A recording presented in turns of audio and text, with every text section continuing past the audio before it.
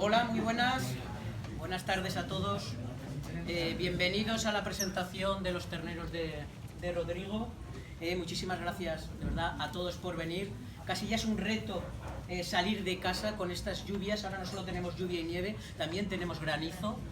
Pero siempre es bueno de verdad venir a las librerías y sobre todo a Tipos Infames, que es como una casita de páginas de espuma donde regularmente venimos a presentar nuestros libros. Rodrigo. Voy a ser breve porque hoy estamos acompañados de tres maravillosos escritores que nos van a hablar de lectura, de literatura. Uno es protagonista, pero sí que quiero decir algunas cositas de por qué hoy estamos aquí. Quiero dar mi versión. Conocí a Rodrigo hace 9 años aproximadamente y nos vimos en más de una ocasión en México. Dar este dato, que nos vimos y nos conocimos en México... ¿No se me oye bien? Sí, ¿no? Que soy maño, soy aragonés. ¿Puedo hablar más alto? Bueno... Yo voy a gritar, yo voy a ser maño. ¿Tú también vas a ser maño? Sí.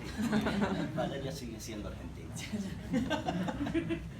Bueno, conocerse en la FIL de Guadalajara y conocerse en México ya es una de las pistas que nos une a Rodrigo y a mí, porque él, ya sabéis que además de magnífico escritor, es editor, es librero, ha sido profesor. Pero conocernos en Guadalajara a mí me permitió, por un lado, pasar algunas noches inconfesables que hemos estado recordando. Me he dado cuenta que yo soy más valiente y también más estúpido por meterme en algunos sitios mexicanos donde no debería meterme. Él tiene más sentido común, pero eso lo contamos a partir de las 2, 3 de la mañana.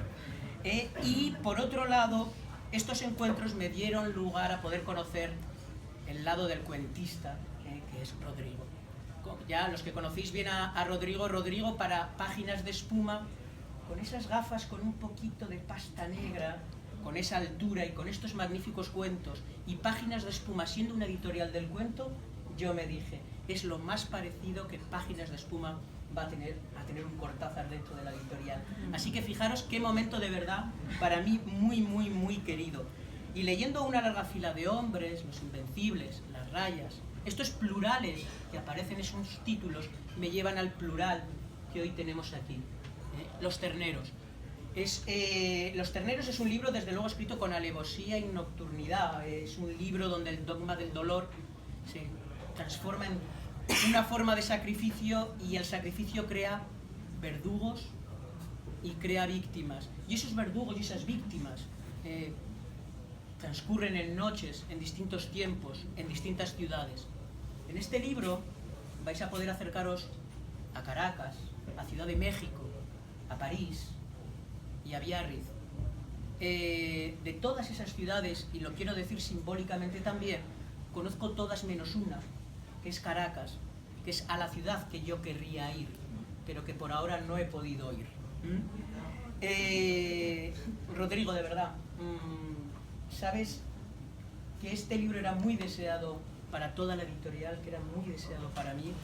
Es el principio ya no de una amistad, que eso ya venía, como hemos dicho, pero sí de una relación editor-autor. Poco más, hoy estás muy bien acompañado con dos queridísimos amigos de la editorial. Ellos van a hablar del libro, van a hablar de muchísimas cosas, y esta es tu casa. Gracias a todos, de verdad, por venir.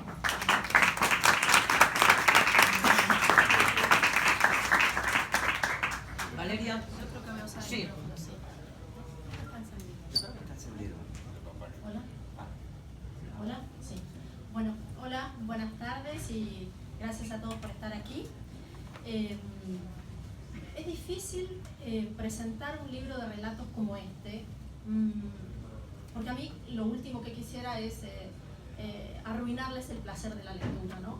Entonces, bueno, cuando pensaba qué contarles de este libro, me centré básicamente en 3 aspectos que a mí me gustaron mucho del libro y que son muy importantes para mí en mi condición también de escritora viajera y extranjera. Porque este es un libro que narra sin fronteras, ¿no? Pensaba yo que una gran parte de la literatura y del pensamiento de ruptura del siglo XX y de lo que llevamos del siglo XXI se ha forjado bajo lo que yo llamo la condición de escritor viajero o migrante. Guerras, persecuciones, intransigencias, intolerancias, crisis económicas, pero también becas, trabajos, doctorados y demás oportunidades en universidades extranjeras han obligado o motivado a los escritores a abandonar su lugar de origen y continuar con sus vidas en otros lugares nuevos.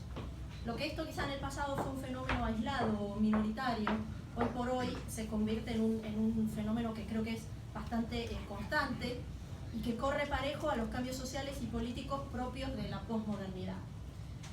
Estos cambios de paisaje dan lugar, creo yo, a una literatura que podemos resumir de esta manera, o que yo resumo de esta manera, ¿no? Si el modernismo convirtió la metrópolis en el topo central de la producción literaria, buena parte de la posmodernidad, la encarnada sobre todo por escritores como Rodrigo, viajeros o extranjeros, creyó en la cosmópolis. Así, en los cuentos de los terneros se suceden la Ciudad de México, Biarritz, Caracas, París, Miami, Berlín, por mencionar solo algunas de las grandes ciudades que aparecen en estos cuentos. Y muchos de los personajes son también extranjeros, rusos en el metro de París, venezolanos en Biarritz, un alemán en Caracas, etcétera, etcétera, se suceden en estos cuentos. En el libro Mentiras Contagiosas del mexicano Jorge Volpi, él defiende el derecho a insertarse en otras tradiciones bajo estos términos. Quizá la nacionalidad de un autor revele claves sobre su obra, pero ello no indica, o al menos no tiene por qué indicar, que esté fatalmente condenado a hablar de su entorno, de los problemas y referentes de su localidad o incluso de sí mismo. A mí me gusta pensar que de alguna manera la acción literaria nunca ha conocido fronteras ni límites y que la literatura, en este mismo sentido, no tiene por qué ser nacional. Pero los escritores son hijos de su tiempo y como tales heredan, estén donde estén, lo que yo llamo un residuo nacional. Me acuerdo de la figura de León Felipe, el poeta español, en las memorias de Elena Garro, la escritora mexicana, que dice que España, bueno, como Unamuno, ¿no? Lo decía también, me duele España, esté donde esté, me duele España, decía León Felipe. Y en los cuentos, los terneros, los personajes de estos cuentos puede que no estén en su país de origen, pero nunca abandonan el debate, la dialéctica y el dolor con su realidad nacional y la vinculan con la realidad del país donde se encuentran. Adán y Eva son los expatriados o exiliados primeros de la historia y el recurso con el que cuentan para recordar el lugar de donde partieron es la memoria, ¿no es cierto? Uno de los imperativos bíblicos para el pueblo hebreo y para Adán y Eva era exactamente la memoria. Y la palabra memoria, esto no me acuerdo de qué ensayo lo saqué, pero lo tenía anotado en un cuaderno mío, aparece en la Biblia no menos de 169 veces mencionadas. La memoria es uno de los modos de la continuidad para alguien que vive desplazándose de un sitio al otro. Si la memoria quiere ser transmitida, debe contar, a su vez, con la capacidad relatora. Quien relata, conserva. Quien relata, inventa. Quien inventa, modifica. En el cuento Biarritz, que es un cuento encantador del que no le quiero decir nada, el personaje tiene que viajar, el personaje es un escritor que tiene que viajar, solo le voy a decir esto, a presentar un libro en Biarritz, en noviembre. Y su editor le dice, ya no estás más en el Caribe, en este país el sol y el mar son otra cosa. De alguna manera el personaje se pregunta, ¿qué significa un paisaje como la playa en invierno cuando uno es extranjero? ¿Qué se urde, en otro de los cuentos, ¿no? ¿Qué se urde en las entrañas del metro de París? ¿O cómo es la Ciudad de México vista, entre comillas, por un ciego? En la literatura de Rodrigo, nada es lo que parece. Los paisajes se resignifican. La arquitectura conocida se resignifica. La condición de extranjero puede ser un estado de ánimo tan profundo y poderoso como lo que puede ser cualquier otro de los afectos que todos nosotros conocemos. El amor, el odio o la pasión, por mencionar algunos. Al desplazamiento físico de Rodrigo hay que unir el histórico, lo que yo llamo el histórico informacional, ¿no? La historia de los atentados de París, por ejemplo, se cuela en el que es tomen nota, mi cuento favorito, porque me parece un cuento maravilloso, que es Los Locos de París. Yo lo puse hoy antes en Facebook, Sí, es verdad. que era mi favorito. Vos habías puesto que era, no sabía si eran Los Terneros o Los Locos de París. El mío es Los Locos de París. Vale. Se cuelan también los cuadros de Goya, la odalisca de Matisse, y en Los Terneros son cruciales estos cuadros, el arte también, ¿no? En el cuento Los Terneros son cruciales este arte europeo que se infiltra en la realidad venezolana, ¿no? Pero para un escritor la patria no son solamente los lugares, sino también sus lecturas. Y este libro está lleno de referentes, ¿no? Tenemos a Cervantes, a Hugo, a Dante, a Petrarca, a Corso, a Burroughs, a Machado de Asís, a Woolf, a Kundera, a Saint-Exupéry, por mencionar algunos de los muchos autores que están enlazados aquí de una manera tan simple y delicada. Yo le decía a Rodrigo que las tramas de sus cuentos es tremenda, pero la escritura es delicadísima, es un bordado, ¿no? Y también hay un cameo genial de Borges. Hay un cameo de Borges. Borges dice que el hecho estético es la inminencia, el hecho estético o la belleza es la inminencia de una revelación que no se produce. Y Rodrigo, a un personaje que es maravilloso, ¿no?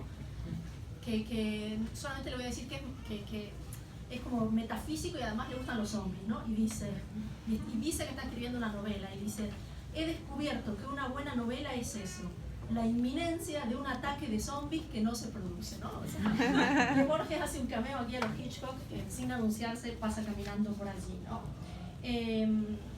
Por último, y después de destacar esto de lo postnacional y lo metaliterario de este libro, quiero hablar de la belleza narrativa, ¿no? No solo porque hay una galería de personajes singularísimos que ustedes pueden verificarlos ahí en la contraportada, ¿no? Un aviador moribundo que le hace Saint-Exupéry, un ciego que pasea por las calles de México, bueno, etc. Sino también porque estos personajes son todos víctimas, ¿no? Como explicaba, bueno, los personajes principales, ¿no? Hay verdugos y víctimas, ¿no? Y como dice Rodrigo en uno de esos cuentos, hay una sensualidad de las víctimas, ¿no? Y uno como lector se siente como transportado, atraído hacia estas víctimas, ¿no? Les hablé ya de la infinita delicadeza en el entramado de las historias, de la elipsis, porque a mí, no sé, me parece que un gran cuentista es alguien que sabe manejar justamente el silencio, el salto. Me acuerdo ahora de otro gran cuentista también, autor de La Casa, que es Eloy Tizón, que dice: ningún cuento está completo si no le falta algo, ¿no? Y yo creo que Rodrigo aquí es el maestro de que falten cosas y que nosotros colaboremos en ello, ¿no? La elipsis, la lectura, a mí me ha gustado mucho esta cosa que nos hace, esta trampa que nos hace Rodrigo, que es la lectura equivocada de los signos, ¿no? Hay en todos los cuentos dos historias que parece que no tienen nada que ver y que solo al final confluyen y uno entiende. De repente allí hay como una especie de epifanía, de revelación de lo que en verdad el cuento venía a contar, ¿no? Esto me hizo acordar mucho a, bueno, obviamente a Piglia, que habla de estas dos historias, pero también a Borges, porque Borges, muchos de sus cuentos, ahora me acuerdo de La Muerte y la Brújula, ¿no?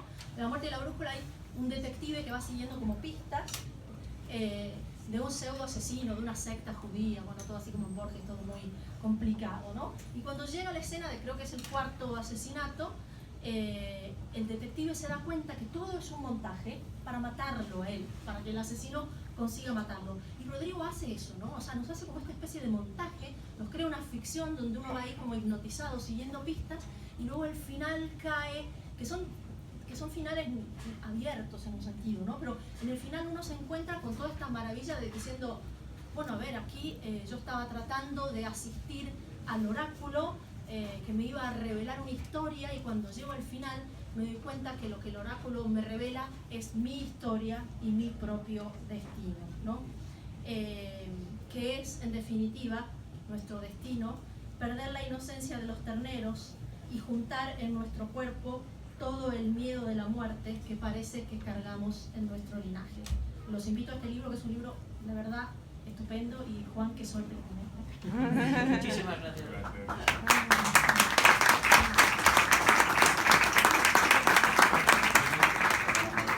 Para no sostener lo mismo que hablamos. ¿Hola? ¿Se escucha? No, no.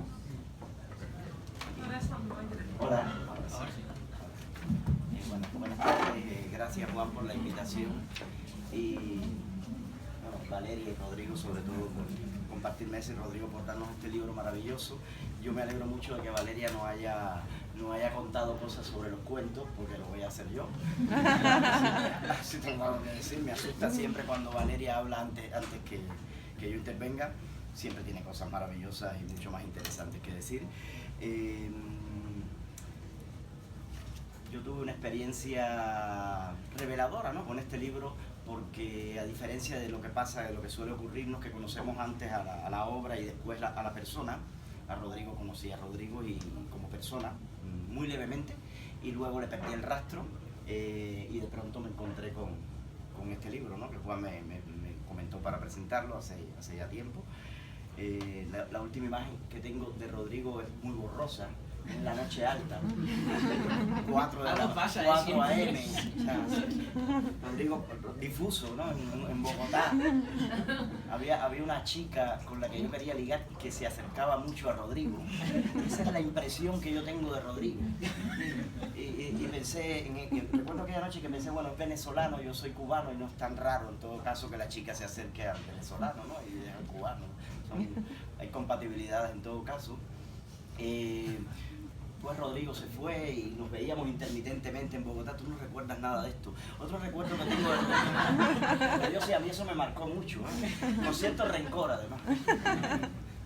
Pues he encontrado su literatura, ¿no? Leí, por supuesto, en sus antologías, en las antologías de Bogotá 39, en aquel entonces, hace 11 años, leí alguna cosa de él, pero seguimiento de su obra no tenía.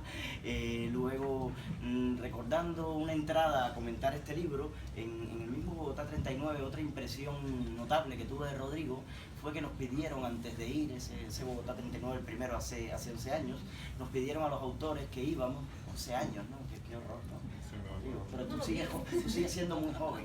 Yo dejé mis gafas de leer, ¿no? Ahora me he dado cuenta que en aquel entonces yo no usaba gafas de leer y ahora no voy a poder leer ninguno de los apuntes que tengo porque no veo.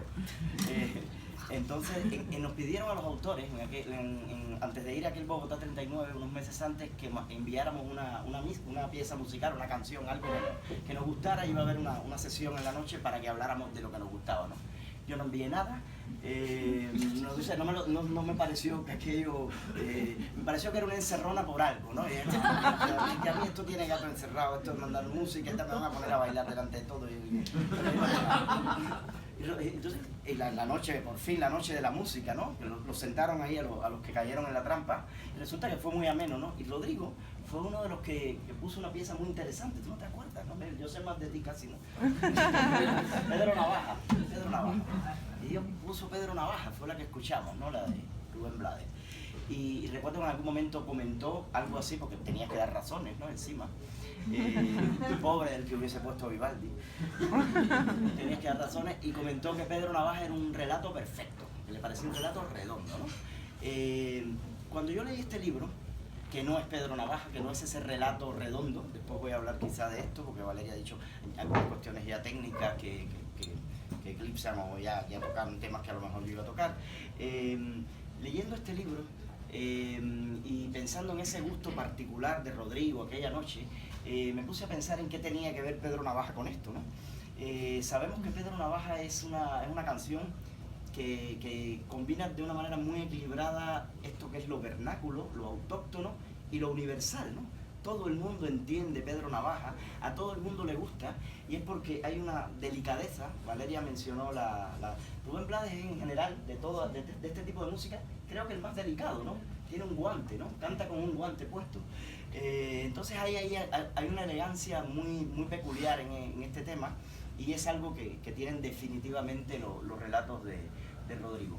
Luego, pensando en las cuestiones formales, ¿no?, de estos relatos, en el espíritu estético de lo que escribe Rodrigo, me acordé de esto que decía Cortázar, de que el cuento gana, que está muy trajinada la frase de Cortázar, el cuento ganaba por nocaut, ¿no?, y la novela gana por puntos. El cuento tiene que darte una paliza, ¿no?, de dejarte tirado, ¿no?, el impacto. Y leyendo los cuentos de Rodrigo, Cortázar se me puso un poco en duda, porque son magníficos, te noquean, pero yo no sentía que me daba esa paliza que me da Borges, por ejemplo, o que me da un Cortázar de La noche boca arriba. O sea, no era esa paliza, ¿no? Entonces, me di cuenta que es como si boxearas con alguien que está con traje y corbata, ¿no? Alguien que te da, que te noquea pero con caricias. Hay algo extraño, una violencia muy elegante, una violencia recién salida de una corporación dermoestética. Te noquean pero de una manera muy elegante, ¿no? Y a mí me encanta eso en la literatura, y para mí fue maravilloso encontrarme con alguien que era un gran estilista, o sea, alguien que cuida. Valeria leyó algunas cosillas ahí, que cuida mucho las frases, ¿no? Que cuida mucho la construcción de los enunciados, que cuida mucho los arranques y los cierres de los párrafos. A mí estas cosas me maravillan, ¿no? Entonces, así entré en Rodrigo, disfrutando mucho de estas cuestiones. Luego, Valeria ha comentado algo que es importante, ha dicho que no quería decir casi nada de los relatos, y eso es verdad que es un tema peligroso en una presentación. Pero yo, a raíz de lo que iba diciendo, iba pensando que también, y supongo que también estamos de acuerdo en esto, porque solemos estar de acuerdo en muchas cosas, además como eres argentina, tú dices otras cosas, cubanas, muy raro esta convergencia. Que al final los cuentos de Rodrigo no se estropean si les digo en qué acaban, tampoco se estropean, o sea, si cuento anécdotas no se estropean. Bueno, voy a intentar a lo mejor sustentar un poco esto, ¿no? Cuando vas avanzando en los relatos hay una cuestión que consigue Rodrigo. A mí me parece que Rodrigo consigue 2 o 3 cosas que son muy originales, que son suyas, que no tiene nadie más, ¿no? Y eso es lo mejor que uno puede encontrar en un escritor. Una de las cuestiones que encuentro aquí muy originales, muy de él, son determinadas situaciones que son los personajes en sus circunstancias, son cosas que parecen como metáforas. Estas cosas que comentaba Valeria, o sea, una especie de rumano que después dicen que es ruso y que anda por ahí en París y que le cuenta cosas a los curas, ¿no? Se va a confesar, pero después te enteras que se confiesa porque está practicando el francés y para que no le cobran, ¿no? Es una manera que tiene de tal, y eso no tiene que pagar esas clases particulares, y va de iglesia en iglesia y va tejiendo historias, ¿no? Que tiene que rotarlas para que no lo pillen, ¿no? Para que no sepa otra vez viene ¿no? A fingir una historia. O sea, esto es una situación dentro de un relato realista, una situación absolutamente surreal, o sea, se desfamiliariza lo que uno normalmente puede leer, o sea, se desfamiliariza. Y ahí hay una extraña violencia, una violencia elegante. Hay un taxista, ¿no? Que de pronto conduce por las calles de Caracas en la madrugada, y voy a joder con una rubia desnuda detrás, ¿no? Pues hay que llegar a eso. Vamos, no va a conducir con una rubia desnuda detrás, sino a relato, o sea, pues esa es una situación de una surrealidad tremenda. Este pintor medio alemán que vive en Caracas y que diseca y crucifica animales y tal. Entonces estas cosas de Rodrigo a mí me metieron en un universo realista desfamiliarizado, y eso me parece muy original en él, muy peculiar. O sea, tienes la sensación de que estás leyendo relatos que sabes que tienen un efecto. Casi todos son realistas, incluso algunos tienen un trasfondo político. Se habla de la Venezuela actual, se habla de Hugo Chávez, se habla de cosas muy referenciales, pero estás metido en un mundo como mágico, ¿no? Un mundo que está ocurriendo, que todo es posible en ese mundo, ¿no? Esto me parece una de las grandes cosas que consigue Rodrigo. Otra cosa que me parece muy suya, todos están escritos, creo, a lo mejor me equivoco, estas cosas. Creo que todos están escritos en primera persona. En todos hay un narrador que es el yo, que es la primera persona que narra los relatos, ¿no? A mí me parece que Rodrigo inventa una primera persona muy buena, muy eficaz, porque hace una cosa que no suelen hacer los escritores que escriben mucho en primera persona. Los escritores que narran sus relatos en primera persona suelen acaparar. Estos narradores suelen ser protagonistas y no testigos, suelen acaparar todo el relato.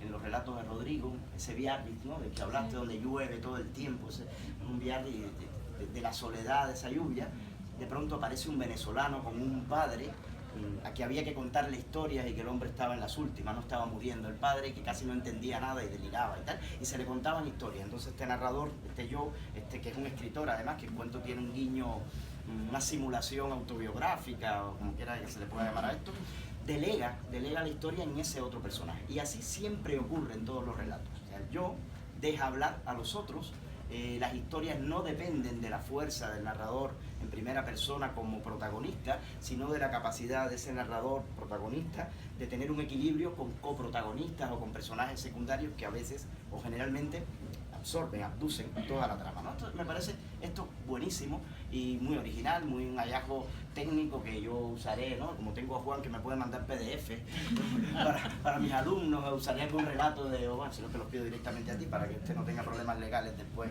porque mandando PDF a los alumnos, ¿no? Un PDF para leer en clase algún relato y analizar y desmontar, porque es una cosa peculiar que no se suele encontrar fácilmente, este equilibrio entre el narrador protagonista y otras cosas, ¿no? Esta es otra cuestión de Rodrigo que me parece maravillosa. Yo te decía que al final, por eso yo decía que al final es como oracular, ¿no? Este narrador protagonista descubre que todo lo otro tiene que ver con su destino, pero en el cuento está abierto de suerte tal que el yo tiene poco peso, se encuentra al final, ¿no? A mí eso me pareció maravilloso. Esta cosa que yo digo, bueno, es como asistir a un oráculo que piensa que va a hablar de otra persona, pero que habla de ti al final, ¿no? Exacto. Esto tiene una consecuencia que es estructural. Los relatos de Rodrigo, Valeria dijo una cosa, habló de dos historias, ¿no? No sé, hay una cosa muy famosa por ahí del argentino de Piglia, ¿no? Que murió hace 2 años, muerto Piglia, más o menos. Un año. Un año. El tiempo pasa muy rápido en España. 2 años, un año. Bueno. Esta teoría de Piglia de que un relato maneja dos historias, que un relato cuenta una historia evidente y otra que se esconde y tal, que es muy famosa, han mencionado eso. Yo había pensado en esa cosa de las dos historias de Rodrigo, ¿no? Había pensado en eso, lo tenía por aquí apuntado y era como la última parte de mi intervención. Me parece que reinventa otra vez esta dinámica entre contar más de una cosa a la vez, ¿no? Porque no cuenta más de una cosa a la vez, cuenta más de una cosa sucesivamente, y eso me parece diferente, me parece interesante. O sea, no es el relato que te cuenta una cosa y que después te sorprende y uno se da cuenta de que por debajo había algo escondido, había gato encerrado. No es así. Por eso los finales no son tan importantes, creo yo, en una opinión, no son tan importantes los relatos de Rodrigo, no son tan importantes los finales. Te pueden contar todo lo que pasa al final de cada relato y no vas a perder ni un ápice, creo yo, el placer de la lectura. ¿Por qué? Porque vas leyendo una estructura donde el lector se convierte en una especie de viajero, descubridor del propio relato. El relato es una aventura. El relato parece que trata sobre una cosa y de pronto empieza a hablar de otra. Y eso me pareció fascinante. Siempre hay un delegado que va a ser otro protagonista de algo. Parece que de pronto que es el pintor este alemán que vive en Caracas y después aparece ese amigo de él, truculento, que termina siendo, lo que no voy a decir, ya todo tiene un límite, ¿no? Me están mirando, yo ahora tengo mucho miedo. Y ese que no es mi libro. Va a pasar, o sea, se metamorfosea la historia muta en otras cosas, ¿no? Entonces lo que uno está buscando en los relatos de Rodrigo, o al menos lo que yo me di cuenta que estaba buscando siempre es ¿cuál es el tema? O sea, yo estoy leyendo una cosa que va detrás de otra y quiero enterarme de qué me está queriendo decir temáticamente, no argumentalmente. Precisamente este paso de un argumento a otro, de una trama a otra, me desconcierta tanto que tengo que enterarme cuál es el fondo temático. Y eso es maravilloso porque te deja con una especie de retrogusto, te deja con la cabeza metida en el tema del relato y te quedas pensando días después en qué has leído, ¿no? Yo como lo he leído en estos mismos días todavía no he tenido tiempo de pensar qué he leído, ¿no? Lo pensaré mañana, ¿no? Lo he terminado de leer hace 2 o 3 días con las tantas cosas que uno tiene, pero bueno, eso me parece maravilloso, esta transmutación de una historia en otra y que uno busque el tema debajo. Esa es mi experiencia de lectura en este caso. Lo otro y lo último ya, esto que leíste o comentabas del vacío, eso que le falta algo y tal, yo había puesto en mis apuntes por aquí, había usado la metáfora de que los relatos de Rodrigo me parecen no son relatos circulares en el sentido clásico del término, no tienen esa redondez, son redondos a la manera de un queso, al que le han cortado una cuña y se la han sacado, o sea, el queso al que le falta una cuña. El vacío de Rodrigo es muy concreto, es una cuña que alguien se comió, esa cuña del queso es lo que el lector está buscando, ¿no? No sé, esta metáfora ya es muy poética, muy rara, pero en todo caso, en los cuentos de Rodrigo falta algo, pero es algo que está ceñido por la misma masa sólida del relato y se nota muy bien qué es lo que falta. Está muy bien orientado hacia el tema del relato en todo caso, por muy abierto que sea el final o por muy ambiguo que parezca esto que estoy diciendo, ¿no? quizá yo, aunque no tengo gafas, os leo un parrafillo, una cosita muy pequeña. Vamos a ver si tengo éxito con esta aventura, para sentirme joven nuevamente. 110, no veo ni nada, es un horror.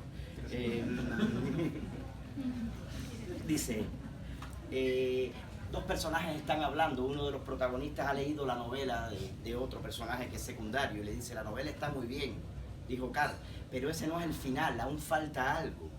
¿Qué?, preguntó Verónica. No sé, ¿piensas que debo agregarle algún capítulo? ¿Desarrollar más el asunto de la entrega del taxi? No, le responde él, no se trata de agregar información, más bien se trata de agregar un vacío, como la vida misma, ¿sabes? Que el personaje tenga la conciencia de que le falta algo, aunque él mismo no lo sepa, aunque tú misma tampoco puedas decir qué es. Aquella fue la última vez que me tuteó. O sea, esta idea de la conciencia de que le falta algo es algo que los relatos de Rodrigo están haciendo todo el tiempo, ¿no? Que tengas esa conciencia y que la busques. Y yo no quiero decir mucho más. Yo tengo unas preguntas aquí para hacerle y no quiero hablar más porque que hable Rodrigo y no sé si quieres tú directamente introducir o que te hagamos alguna pregunta y empezar a hablar. Para mí, yo creo que que una persona que uno ve a las 5 de la mañana o a las 4 y Pedro Navaja y después te encuentras un libro como este, es una experiencia maravillosa, ¿no? Es la mejor, lo he vuelto a conocer, yo no creí que era tan buen escritor, ¿no? Muy bien. Bueno, buenas noches, gracias por estar acá. Los libros es un objeto detrás del cual hay muchísimo trabajo y que involucra a muchas personas más allá del autor, y uno tiene que agradecer también por esas cosas y bueno, quiero empezar por agradecer a Valeria y a Ronaldo por esta presentación tan inteligente y divertida, tan complementaria desde sus enfoques. De verdad, no sé, en presentaciones, el autor presentado siempre lo dice, parece una cosa trillada, pero es verdad. Cuando uno escucha hablar de su libro por otras personas, y otras personas además tan conocedoras del oficio, es una revelación de muchos aspectos del propio trabajo, del cual uno no está consciente, ni siquiera al momento de la escritura, ni al de la corrección, ni al de la revisión, ¿no? Entonces, es una forma también de uno reconectarse con el libro. No sé si les pasa, pero cuando yo termino un libro y cuando sale publicado, me invade como una especie de depresión postparto y llega una persona que incluso me la paso viendo los primeros días como objeto, pero me voy despegando de su lectura y después te das a la bebida. Sí, me voy pero estos comentarios me han marcado particularmente porque de verdad me explican para mí cómo soy yo como cuentista, y yo eso no lo tenía muy claro, ¿no? Así que muchas gracias por esa presentación. Gracias a los amigos de la librería Tipos Infames, con ese nombre tan maravilloso que lo hace sentir a uno cómodo. Era una librería legendaria, yo no la conocía y es un privilegio poder estar aquí, así que gracias también a ellos. Quiero darle las gracias también, bueno, a todos ustedes por estar aquí. Es una alegría poder encontrarse a tantos amigos, a tanta familia fuera de Venezuela, y esa es como la contraparte positiva e interesante de todo lo que nos ha pasado y bueno, uno ya no está en su país, pero ahora donde llega siempre va a encontrar pedacitos de ese país.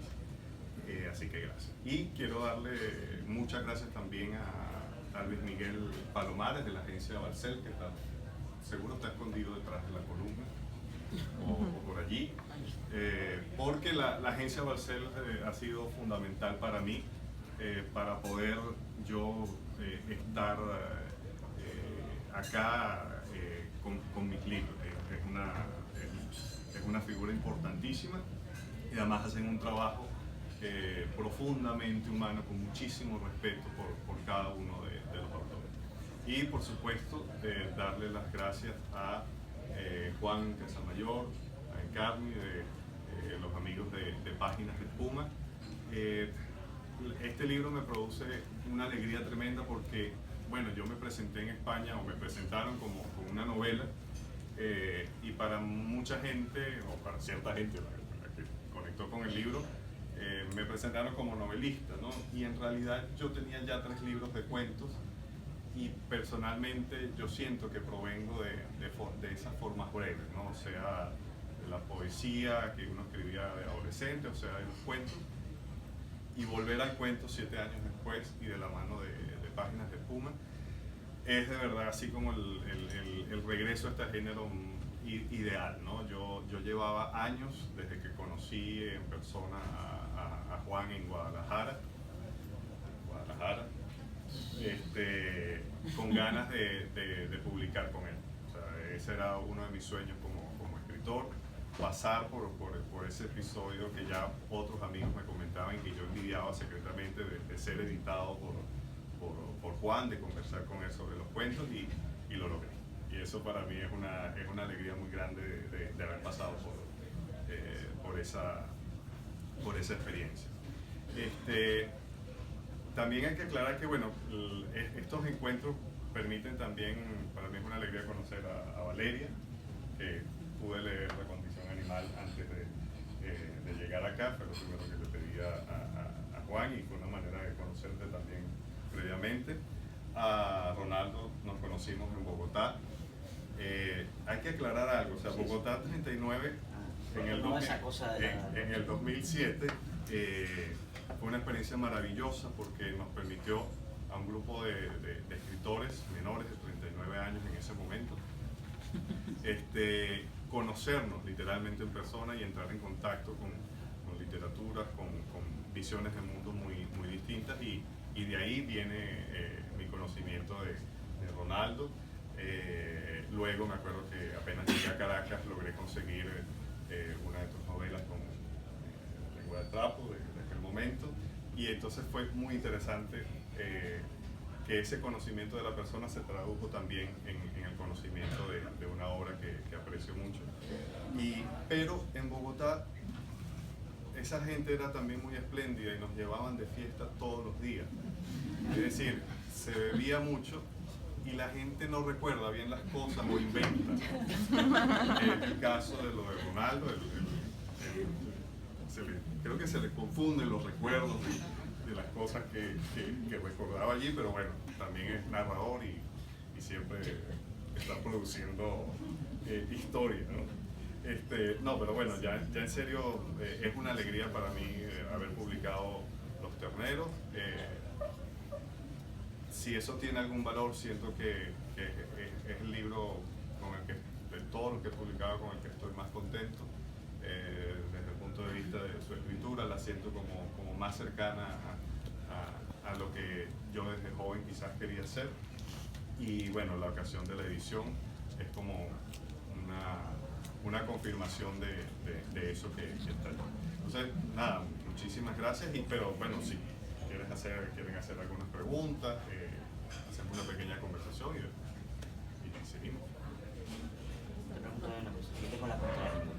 El libro tiene un lenguaje peculiar porque tiene un castellano de Venezuela, pero es un castellano de Venezuela que no es muy duro, o sea, no está lleno de fraseología, ¿no? El lenguaje es muy universal, pero sí entiendo que hay un trabajo con un lenguaje determinado, con verbos como botar, sinónimo de tirar y cosas así, que está lleno de eso. Yo te quería preguntar, antes que Juan diga nada, ¿cómo fue ese trabajo con el editor? Ya que empezaste comentando que fue maravilloso publicar con Juan, ¿cómo es el trabajo de respeto, de pulir, de la semántica del castellano venezolano, llevándolo a un editor como Juan?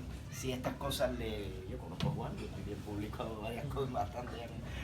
Entonces, ¿cómo fue ese trabajo en corrección de estilo? Si hay alguna anécdota o un trabajo que se pasó por esto, respeto ante todo el lenguaje. Fíjate que hay primero el dato que tú señalas, mis cuentos, y también sucede con la novela, muchos narran situaciones, episodios que han sucedido en Venezuela o episodios imaginados que están situados en Venezuela, con personajes venezolanos que hablan de alguna manera como venezolanos, pero yo en ningún momento, creo que ni desde el primer libro, he querido marcar demasiado el habla coloquial de los personajes, porque ese registro coloquial, el habla de los personajes es ficticio, incluso si trata de calcar unos modismos muy particulares, ¿no? Y yo he visto que muchas veces muchos escritores que en algunos textos tratan de reproducir casi que fonéticamente hablas muy particulares, terminan un poco arrepintiéndose más adelante, ¿no? O no vuelven a caer sobre eso. Y yo no sé si era una cuestión consciente o no, pero nunca lo marqué demasiado, ¿no? Y quizás eso haya tenido que ver con el hecho de que de verdad no tuve ninguna marca a nivel de edición en páginas de espuma, pidiéndome estandarizar alguna expresión hacia el español de España o hacer alguna especie de glosa o comentario que permitiera explicar un poco con una trampita alguna palabra utilizada, ¿no? De hecho me pasó, ya no me acuerdo quién me lo comentó, que me preguntaba qué significa llave, ¿no? Yo decía, pero llave, no, porque hay un personaje que dice mi llave y yo estábamos en tal parte, ¿no? Y ahí fue que caí y dije, ¿verdad? Nunca me lo marcaron, ¿no? Y le expliqué, bueno, que es una forma ya en desuso, no creo que un muchacho de 15 años diga eso, pero en Venezuela de referirse a su pana, a su amigo, y fíjate que no se marcó porque creo que el contexto igual ayuda a entender, ¿no? Son muy universales, o sea, los relatos son absolutamente universales en cuanto al lenguaje. Sí, no. Es maravilloso. Sí. Entonces, sin dejar de tener una identidad de lenguaje, sin dejar de tenerla. Sí, porque además que creo que el habla no es una cuestión únicamente dialectal, a veces es una cuestión de fraseo. Totalmente. Sí, no. Yo estoy muy intrigada por esta idea de las dos historias y de esta cosa del destino oracular, ¿no? Que bauticé yo así, cómo termina tu historia.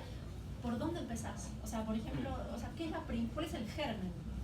Porque es muy difícil para quien concibe las historias de una manera tradicional entender este modo de escritura. ¿Por dónde arranca? Yo siempre con los cuentos, bueno, y me pasó también con la novela, yo sé cómo comienza y cómo termina. O sea, tengo esas dos imágenes de entrada. Lo que no sé es cómo conduces, qué pasa entre el principio y el final. Es Cortázar. O sea, ¿por qué pasa eso? Es Cortázar. Ojalá. Sí, yo me iba a afeitar la barba, pero él no me dejó. Está en contrato. Tenemos que mantener la imagen. Totalmente. Entonces me pasa así, yo tengo el principio y el final, y cuando tengo el principio y el final, que se me aparece, ¿no? De tanto pensar a veces en algunas cosas, sé que ya puedo empezar a escribir porque precisamente ese vacío es el espacio que me permite a mí escribir. A veces cuando yo daba clases de escritura creativa yo ponía el ejemplo del rompecabezas, ¿no? Cuando uno va a armar un rompecabezas de muchas piezas, la gente que se dedica mucho a eso te dice, bueno, lo primero que tienes que hacer es el marco. Si no haces el marco no vas a poder, o vas a pasar años allí. Entonces, mis cuentos es así, necesito una noción de límite, de marco, para escribir en función de eso.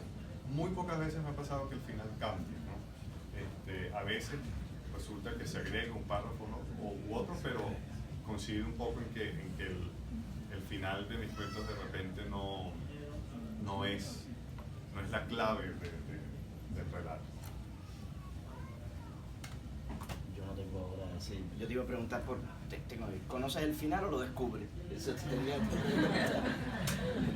Ya esto del marco me ha dejado ya muy claro el asunto.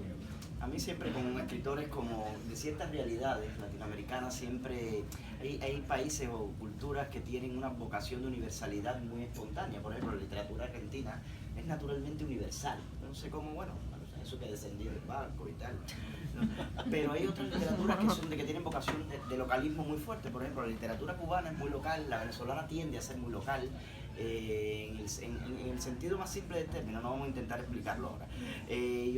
Una de las preguntas que tenía es, ¿tú te planteas conscientemente? Yo creo que una de las cosas, uno de los grandes valores que tiene lo que escribes, lo que hay aquí, que son relatos que lo puede leer cualquiera, y son relatos que se pueden leer ahora y se van a poder leer dentro de 50 años, o sea, tienen una universalidad incontestable.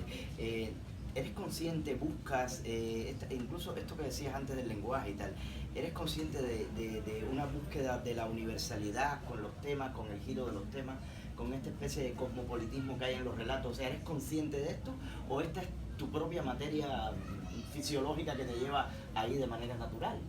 No soy consciente de eso en el sentido de que no es algo que me planteo de entrada de que, bueno, yo quiero manejar deliberadamente unos referentes para que cualquier lector conecte, ¿no?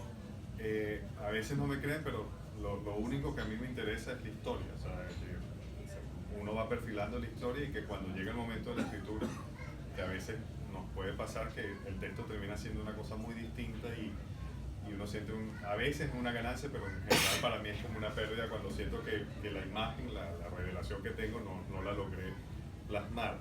Y me ha pasado que desde un poco a partir de Bogotá 39, yo empecé a viajar y empecé a conocer otras ciudades y establecía a veces vínculos fugaces pero muy fuertes con las ciudades y me encontré escribiendo sobre esa ciudad. Ahora ya sé reconocer cuando establezco una especie de conexión y empiezo a veces a tomar algunas notas de nombre de un bar, nombre de una calle, porque sé que lo voy a utilizar en algún momento. Es como un productor viendo locaciones para una película. Pero ahora que vivo que Luisa y yo vivimos en Francia, ya no es la cuestión del viajante momentáneo, sino ya somos emigrantes o inmigrantes, ya es otra cosa, ¿no?